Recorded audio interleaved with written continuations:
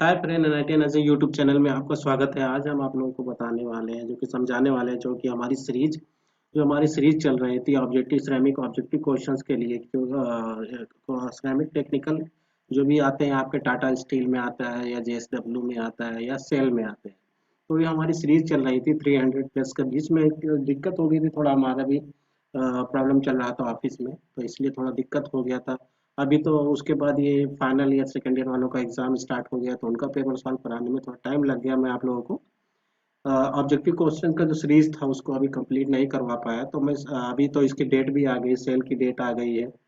Cell की 14 फरवरी को date आ गई है, और तुम्हारा टाटा स्टील का 19 तारीख को, 19 फरवरी को है।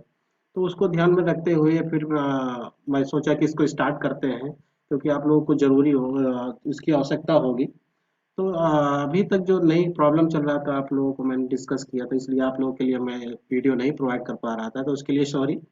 फिर भी कोशिश हम करेंगे जो 2-3 दिन में। बाकी वीडियो हमने डाल रखी है लगभग 250-300 की, लगभग 200 की, तो 200 क्वेश्चन हो गए होंगे ऑब्जेक्टिव के। उसको हमने ऑलरेडी अपलोड कर रखा है, तो आप लोग यदि वीडियो को नहीं देखे हैं तो प्लीज़ देख लीजिएगा।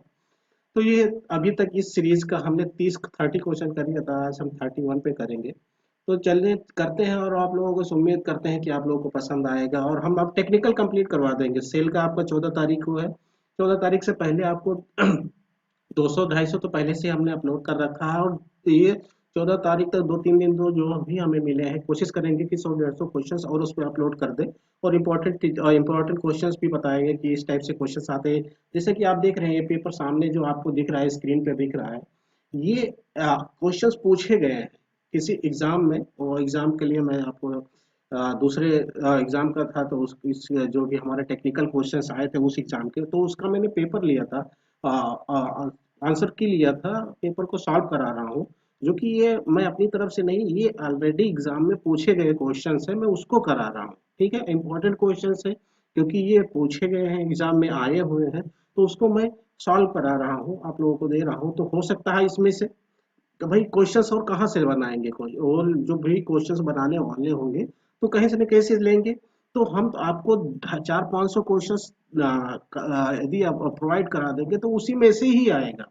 आपको ज़्यादा टेंशन लेने की ज़रूरत नहीं है। मैं सोच रहा था कि नॉन टेक्निकल के लिए भी तैयारी करवाने के लिए, लेकिन ये अचानक जो सेल का डेट आ गया 14 फरवरी को, इसलिए प्रॉब्लम हुई, हम नहीं बना पाए, उसमें इतना टाइम नहीं मिल पाया। क्योंकि आप लोगों को भी मैंने कितनी बार बता रखा, मैं भी एक जॉब में हूँ, तो उतना टाइम नहीं मिल पाता है। फिर भी जितना टाइम मिलता है मैं कोशिश करता हूँ कि आप लोगों के लिए कुछ इम्पोर्टेंट कुछ टॉपिक्स दूँ, कुछ अच्छे से पॉइंट, अच्छी अच्छी अपने सब्जेक्ट के बारे में, अपने जो ब्रांच है, अपने ब्रांच सिरेमिक ब्रांच के बारे में आप लोगों को कुछ ना कुछ नया नया बताऊँ। तो इसीलिए आप लोगों के लिए मैं वीडियो लेके आता रहता हूँ।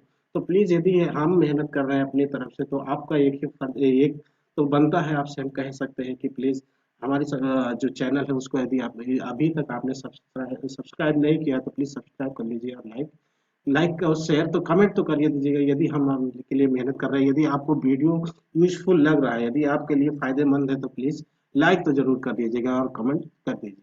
तो चलिए स्टार्ट करते हैं इस सीरीज का फर्स्ट क्वेश्चन। तो स्टार्ट करने से पहले आप लोग थोड़ा कॉपी पेन लेके बैठ जाइए। कभी कभी लगेगा जो हमें याद आ जाएगा, तो कुछ और पॉइंट हम आपको नोट कराएंगे, तो उसके लिए आप थोड़ा रेडी रह के रहिए और ध्यान से सुनिए। जब तक आप ध्यान से नहीं सुनेंगे, रट्टा मत मारिए। मैं समझाऊंगा, बताऊंगा, तो आप लोग करते जाइए, आप समझते जाइए। वीडियो को 2-3 बार देखिए, वीडियो को देखेंगे, रिपीटेड बार देखेंगे, तभी आपको समझ में आएगा। और यदि आपको गवर्नमेंट जॉब लेनी है एक अच्छी मल्टीनेशनल कंपनी में, जैसे टाटा है, जेएसडब्ल्यू में है, इसमें जाना है, यदि आपको लाइफ सुधारना है, तो प्लीज मेहनत तो करना पड़ेगा। अब आप लोगों को बता दो कि जॉब करते करते मैं आप लोगों के लिए मेहनत कर रहा हूँ, तो आपको तो जॉब लेना है।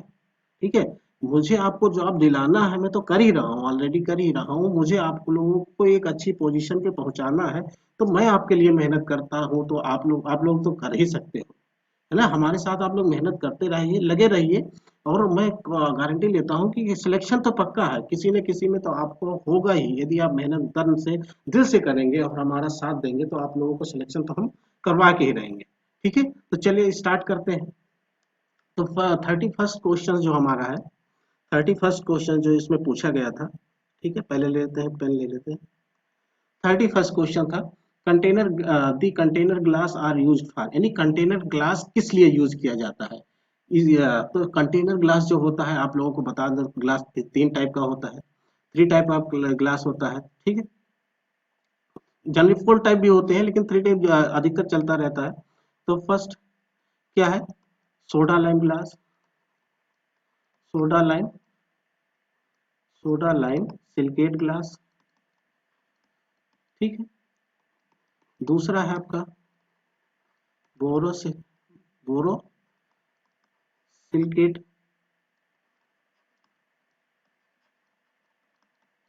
ग्लास, तीसरा है आपका लेड ग्लास, ठीक है, लेड ग्लास।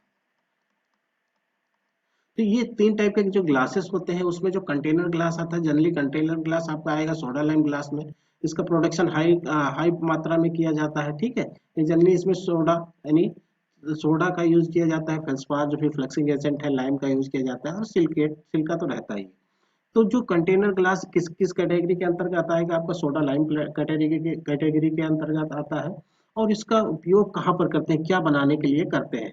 तो ऑप्शन नंबर फर्स्ट इसका राइट आंसर है कि इसका लैंडस्केप बनाने के लिए, लैंप बनाने के लिए किया जाता है, ठीक है। तो आंसर आपका फर्स्ट आपका राइट आंसर है। चलिए इसमें हम नेक्स्ट क्वेश्चन है, many applications of glass ceramic are based on their superior resistance to failure due to. बहुत ऐसे ग्लास सिरेमिक है जो यूज किए जाते हैं, लेकिन वो क्या है, कुछ जगहों पे वो फेल हो जाते हैं। तो किसके कारण फेल होते हैं, उसका फेल्यूर किस कारण होता है, तो उसके बारे में हमें बताना है कि वो फेल क्यों हो जाता है। कि ग्लास सिरेमिक का अनुप्रयोग के लिए फेल्यूर का प्रतिरोध होने का उपयोग किया जाता है, यानी कि बहुत जगह है जो उसको प्रतिरोध के रूप में, रेसिस्टेंस के रूप में यूज किया जाता है ग्लास सिरेमिक्स को। तो किसके लिए किया जाता है, किसके कारण जो फेल्यूर होता है, आता है, वो किसके लिए आता है, किसके कारण आता है, ठीक है। तो वो किसके कारण किया जाता है, आपका थर्मल शॉक रेसिस्टेंस के लिए। किस लिए किया जाता है, आपका ऑप्शन नंबर ये राइट है, थर्मल शॉक रेसिस्टेंस के लिए। नेक्स्ट क्वेश्चन देखते हैं, ठीक है। नेक्स्ट क्वेश्चन देखते हैं।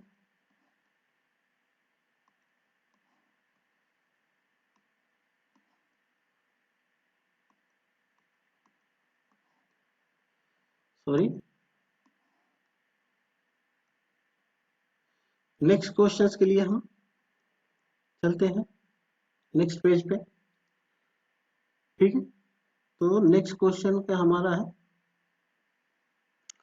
For the production of barium titanate ceramic according to the liquid phase sintering which additive is generally use. यानी जब बेरियम टाइटेनेट का यूज किया जाता है किस प्रोसेस के द्वारा, लिक्विड फेज सिंटरिंग के द्वारा, तो उसमें कौन सा एडिटिव यूज किया जाता है, एडिटिव के रूप में किसका हम यूज करते हैं।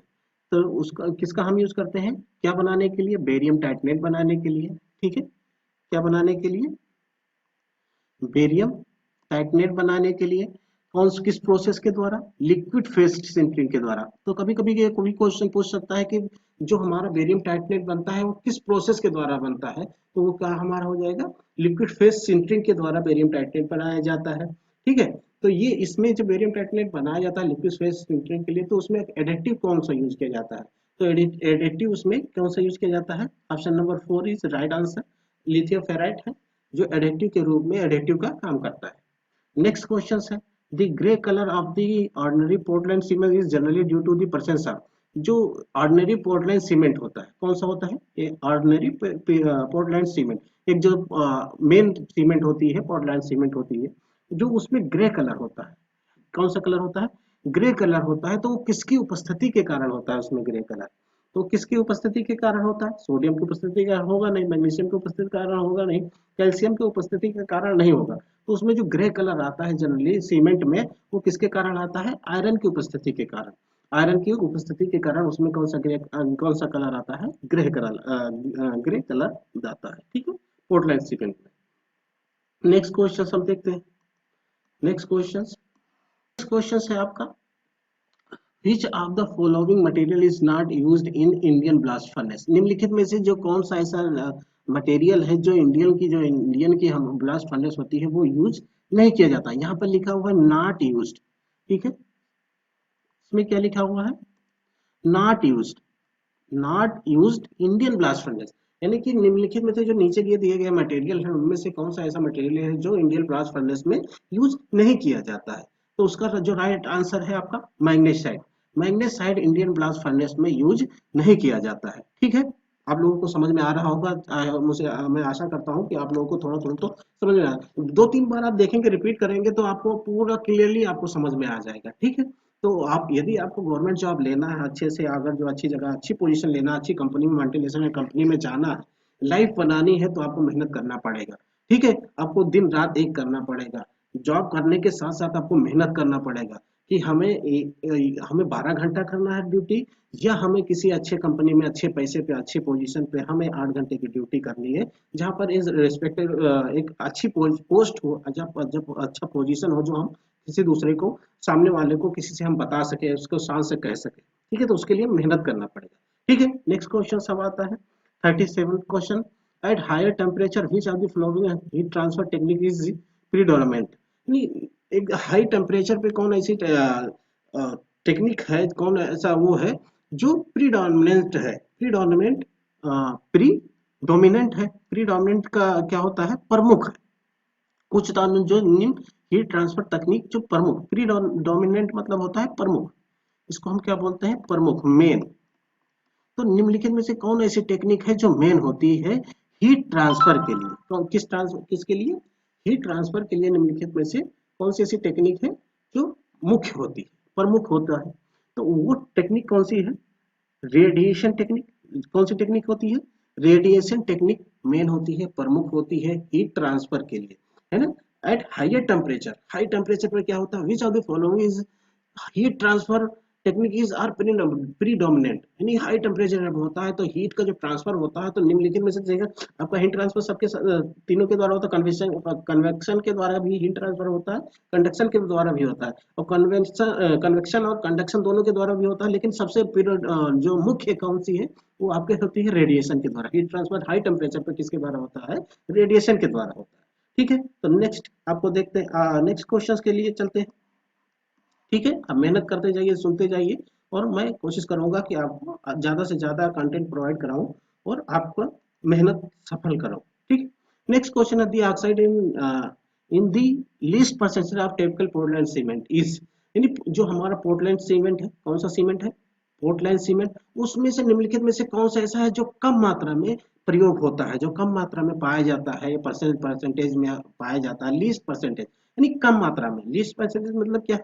कम मात्रा में पाया जाता है। तो कौन सा मटेरियल ऐसा है जो कम मात्रा में पाया जाता है? तो भाई सिलिकेट, कैलकुलेस, ये सब मटेरियल, एल्युमिना, कैल्शियम, सिलिका, ये सब पाया जाता है। लेकिन एमजीओ जो है बहुत कम मात्रा में पाया जाता है। कौन सा मटेरियल है जो पोर्टलैंड सीमेंट में, यानी पोर्टलैंड सीमेंट में सबसे कम मात्रा में पाया जाता है? इन चारों में से बताया, पूछ लिया जाए तो कौन सा पाया जाता है कम मात्रा में? एमजीओ पाया जाता है। अगर हाईएस्ट मात्रा में अगर जो कर दिया जाए तो कैल्शियम ऑक्साइड पाया जाता है, क्योंकि जो सीमेंट बनता है उसमें कैल्शियम की मात्रा बहुत ज्यादा रहता है। दो सीमेंट के दो मटेरियल होते हैं, एक चूनामय पदार्थ, एक मृत्तिकामय पदार्थ। दो तरीके से होता है, कैलकेरियस, कैलकेरियस मटेरियल। दूसरा आपका होता है आर्गिलेजियस। ठीक है, मटेरियल मीन्स क्या है? ये है आपका चूनामय पदार्थ, चूनामय पदार्थ। ये है आपका मृत्तिकामय पदार्थ। कौन सा है? मृत्तिकामय पदार्थ। अब चूना में मीन्स क्या है कि इसमें कैल्शियम की मात्रा ज्यादा होगा। इसमें क्या है? अर्गिलेजियस मतलब क्ले होता है, क्ले। क्ले में डालता है तो उसमें एल्मुना, Al2O3 और SiO2 होता है। क्योंकि क्ले के फार्मूला क्या होता है? क्ले के फार्मूला क्या होता है? Al2O3 2SiO2 2H2O। तो इसमें क्या मिल जाएगा हमें? एल्मुना भी मिल जाएगा और सिलिका भी मिल जाएगा। तो मृतकमय पदार्थ यही होता है, एल्मुना और सिलिका। लेकिन एमजीओ क्या है? जो कम मात्रा में पाया जाता है, रहता तो है लेकिन कम मात्रा में। यदि अधिक मात्रा में पूछ लिया जाए तो उसमें कौन सा होगा? हमारा कैल्शियम होगा। ठीक है, नेक्स्ट नेक्स्ट क्वेश्चन देखते हैं। ठीक है, next, Sager Cohn's periscope work on the principle of, यानी जो सैगर्स कौन होते हैं, पहले तो आपको सैगर्स कौन के बारे में समझ लेना चाहिए। हमने हमने इस पे वीडियो भी बनाया है, सैगर्स कौन, पॉलीमेट्रिक कौन, इक्विवेलेंट भी बोलते हैं, पीसीई भी, जब पीसीई को टेस्ट करते थे, ठीक है, ये किस तरीके से होते हैं, ये इस कौन टाइप से होते हैं, ठीक है, ये कौन टाइप से होते हैं, सॉरी, ये किस टाइप से होते हैं, ये किस टाइप से होते हैं, कौन टाइप से होते हैं, कौन टाइप से जब इसको हीट टेम्परेचर दिया जाता है तो ये क्या करता है, ये सॉफ्ट होके बेंड हो जाता है, जिससे क्या होता है, हम रिफ्रैक्टरी, किसी भी रिफ्रैक्टरी की रिफ्रैक्टिवनेस को चेक करते हैं, तो ये जो सॉफ्ट हो रहा है, सॉरी पता नहीं क्या प्रॉब्लम आ रहा है, नीचे बेंड हो जा रहा है, यानी रिफ्रैक्टिवनेस जब चेक करते हैं, पॉलीमेट्रिक कोन इक्विवेलेंट को जब निकालते हैं, या वो किसके द्वारा निकालते हैं, सैगर कोन्स भी बोलते हैं, या एक वैज्ञानिक थे सैगर नाम के, जिन्होंने एक कोन बनाया था, ये कोन टाइप से है, तो इसको ये किस प्रिंसिपल पे काम करता है, तो यानी ये जो सॉफ्ट हो रहा है, ये सॉफ्ट हो रहा है, तो ये इसको इस सॉफ्ट होने की प्रक्रिया को क्या कह सकते हैं, इस पे कौन सा प्रिंसिपल लग रहा है, उसको आपको बताना है। तो ये सॉफ्ट आपको सिंपली याद रखना है, सॉफ्ट मतलब sagging, sagging is equal to soft, क्या याद रखना है, सैगिंग, ये सॉफ्ट होके तब बेंड हो रहा है ना, तो sagging is equal to softness या रिफ्रैक्टिवनेस, तो इस कौन से प्रिंसिपल पे काम करेगा, सॉरी, तो ये किस प्रिंसिपल पे काम करेगा, ठीक है, तो ये जो ये पैरो सैगर कौन से, वो किस प्रिंसिपल पे काम करता है, वो सैगिंग के प्रिंसिपल पे काम करता है। आई होप दैट आपको, आप लोगों को समझ में आया, मुझे ऐसा, मैं ऐसा आशा करता हूँ कि आप लोगों को समझ में आया होगा, ठीक है। नेक्स्ट नेक्स्ट है आपका, विच of the following, which of the which of the following instrument is used to measure the temperature inside the furnace in the radiation parameter, जो रेडिएशन पैरामीटर होता है उसके द्वारा क्या करते हैं, हम टेम्परेचर मेजर करते हैं, तो वो किसी की भट्टी के अंदर टेम्परेचर को मेजर करते हैं, तो उस इंस्ट्रूमेंट का क्या नाम होता है, ठीक है, जो रेडिएशन पैरामीटर होता है उसमें एक इक्विपमेंट लगा होता है, इंस्ट्रूमेंट लगा होता है, उस इंस्ट्रूमेंट का आपका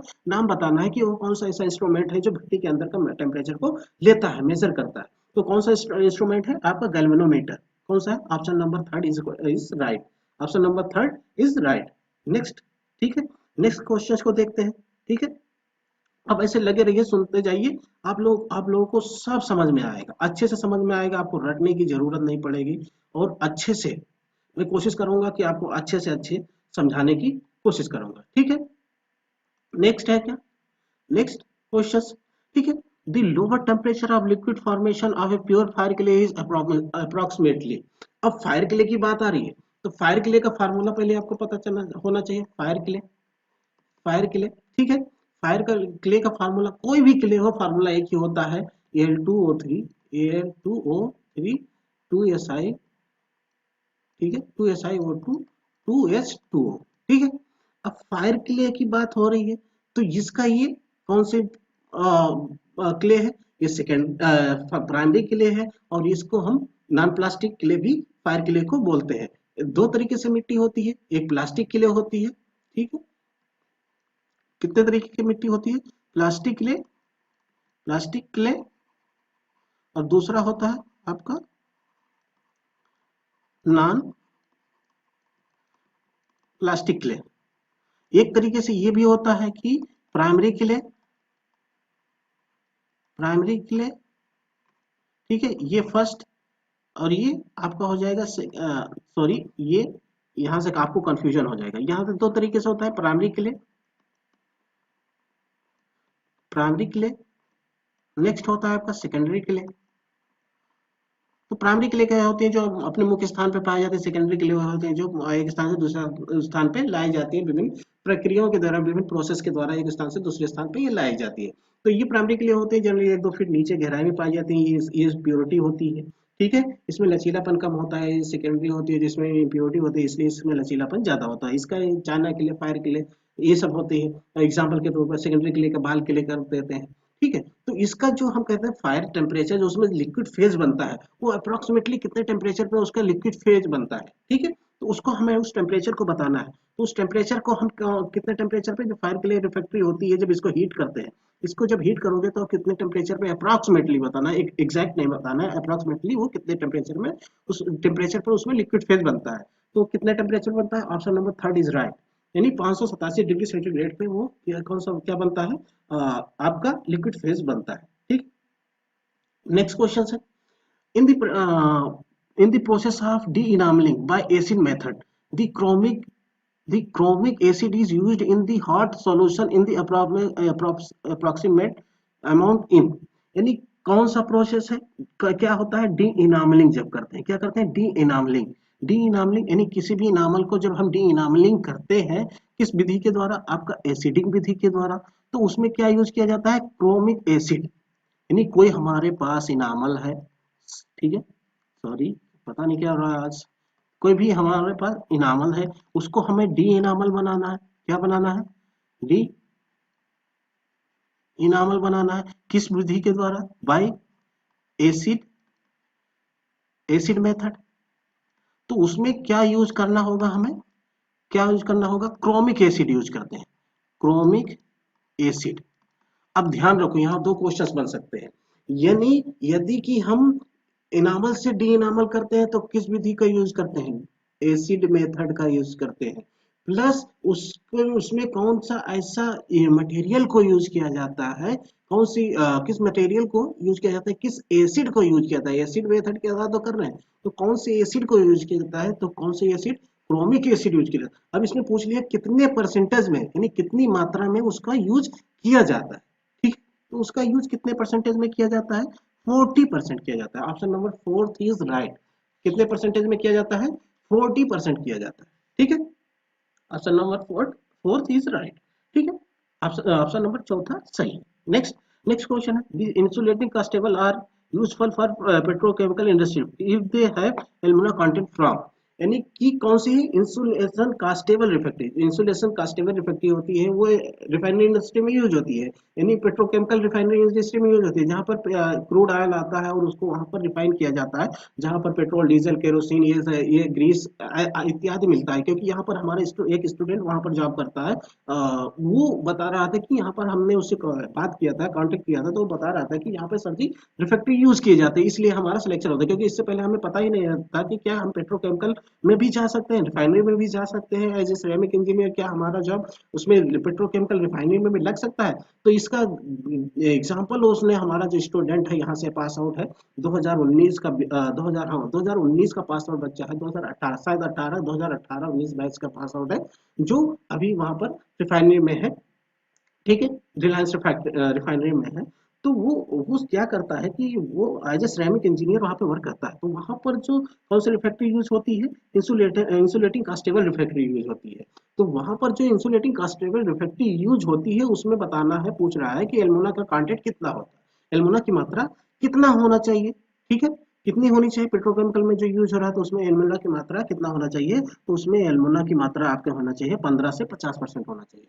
जो इंसुलेटिंग रिफैक्ट्री रिफाइनरी इंडस्ट्री में यूज होता है, पेट्रोकेमिकल इंडस्ट्री में यूज होता है, उसमें एल्युमिना की मात्रा कितना होना चाहिए, 15 से 50% तक होना चाहिए, ठीक है, ठीक है। नेक्स्ट क्वेश्चन के लिए आप देखते हैं, नेक्स्ट क्वेश्चन हमारा है, नेक्स्ट क्वेश्चन, ठीक है, नेक्स्ट क्वेश्चन है, the enthalpies of formation of Schottky and Frenkel defect in alkali halides fall in the range of, यानी कि जो भी एल्कली है होते हैं उनमें दो तरीके से फ्रेंकल डिफेक्ट, ये दो तरीके से डिफेक्ट होता है, यानी आप मटेरियल साइंस को आप पढ़ोगे, यानी बीटेक में एमटेक में, क्योंकि हमने पढ़ा था, बीटेक में भी पढ़ा था और एमटेक में भी, ये डिफेक्ट मटेरियल साइंस को जब आप पढ़ते हैं तो आप पाते हैं कि उसमें दो तरीके डिफेक्ट होता है, एक शॉर्टकी डिफेक्ट होता है, एक फ्रेंकल डिफेक्ट होता है। तो वो किस रेंज में होता है, कितनी मात्रा में होता है, किसमें, हाइलाइट्स में होता है, हाइलाइट्सों में कितनी मात्रा में होता है, उसको आपको उस मात्रा को बताना है। तो ये होता है ऑप्शन नंबर सेकंड सही, 100 से 250 किलो जूल पर मोल के हिसाब से होता है, सॉरी, उसमें कितने मात्रा में होता है, 100 से 100 टू 250 किलो जूल पर मोल के हिसाब से उसमें होता है, ठीक है। नेक्स्ट क्वेश्चन हम देखते हैं, नेक्स्ट क्वेश्चन, अब देखते जाइए, नोट करते जाइए, समझते जाइए, बार बार आप रिपीट करिए, तभी आपको समझ में आएगा, अच्छे से आपको समझ आए। मैं अपनी पूरी कोशिश कर रहा हूँ, यदि आपको वीडियो अच्छा लग रहा है तो प्लीज लाइक सब्सक्राइब और शेयर कर दीजिए, आपसे मैं एक ही रिक्वेस्ट करता हूँ, इसमें आपको कोई पैसा नहीं जाएगा, कोई रुपया नहीं लगेगा, ठीक है, बस आप, यदि हम आपके लिए मेहनत कर रहे हैं तो आपसे बस एक ही रिक्वेस्ट करते हैं, एक आपसे आपकी तरफ से एक हेल्प चाहते हैं कि आप इस वीडियो को लाइक सब्सक्राइब करो, और जो भी आपके सिरेमिक इंजीनियर, यानी कि आप लोगों को पूरे ग्रुप में फैला देना है, कि जो भी है उसको पता होना चाहिए कि, क्योंकि टेक्निकल, ये जो टेक्निकल ऑब्जेक्टिव टाइम है, ऑब्जेक्टिव टाइप क्वेश्चंस होते हैं बहुत कम मिलते हैं हमें, ठीक है, तो आप लोगों को भी पता होना चाहिए और दूसरे लोगों को जोड़ना चाहिए, ज्यादा से ज्यादा सिलेक्शन लेना है हमें। ठीक है, नेक्स्ट क्वेश्चन है, which of the following is not application of the conducting ceramic, यानी आयन कंडक्टिंग सिरेमिक, निम्नलिखित में से कौन सा ऐसा सिरेमिक है जो आयन कंडक्टिंग सिरेमिक्स नहीं होता है, जिसमें आयन कंडक्टिंग प्रोसेस नहीं होता है, कौन सा ऐसा है, इन चारों में से कौन सा ऐसा है जिसमें आयनों के द्वारा कंडक्शन नहीं होता है। इस तरीके से हम भी बोल सकते हैं कि निम्नलिखित में से कौन, इन चारों में से कौन सा ऐसा है जिसमें आयन के द्वारा कंडक्शन नहीं होता है। तो किस में होता है, यानी सेंसर में। सेंसर में क्या होता है, आयनों के द्वारा कंडक्शन नहीं होता है, जबकि इन तीनों में आयन के द्वारा कंडक्शन होता है। ऑक्सीजन पंप में, ऑक्सीजन सेंसर में, लिथियम बैटरी में इसके द्वारा कंडक्शन होता है, उसमें मौजूद आयनों के द्वारा कंडक्शन होता है, जबकि सेंसर में ऐसा नहीं होता। नेक्स्ट क्वेश्चन है, the typical the typical inter-atomic spacing in crystal is, यानी कोई भी क्रिस्टल है तो उसमें एटमों के बीच का स्पेस कितना होता है, उसके बीच में गैप कितना होता है, उसको आपको बताना है। मान लीजिए दो एटम है, उनके बीच का गैप बताना है, उस गैप को उसमें कितना, कितने रेंज में होता है, कितना होता है, इंटर एटम, दो एटम के बीच में कितना गैप होता है, तो वो होता है आपका 2 से 3 angstrom. Option number second is right answer. ठीक है, 2 से 3 एंगस्ट्रॉम होता है। ठीक है, नेक्स्ट क्वेश्चन को देखते हैं।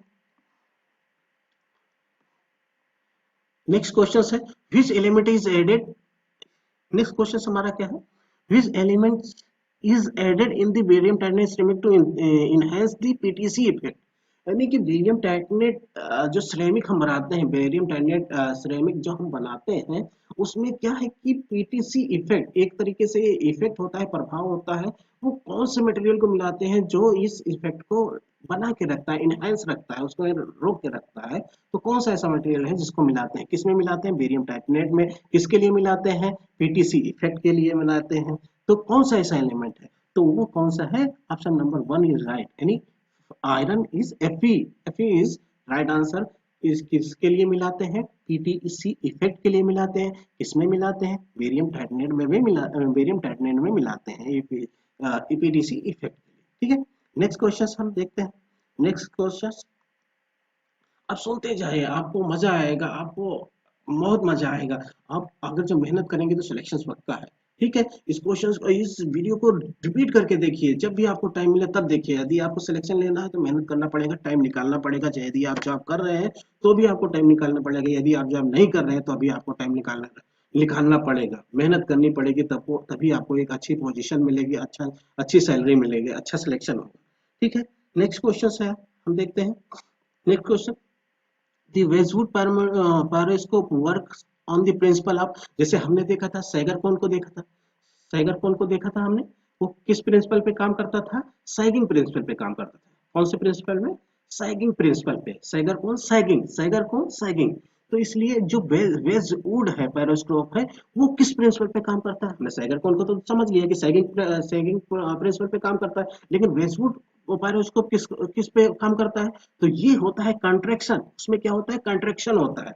किस प्रिंसिपल काम करता है, कंट्रैक्शन में। यानी कि अब हमें ये होता है, अगर जो सैगर कोन का सैगिंग, तो वेजवुड का कॉन्ट्रैक्शन, वेजवुड वेजवुड का क्या होगा, कॉन्ट्रैक्शन।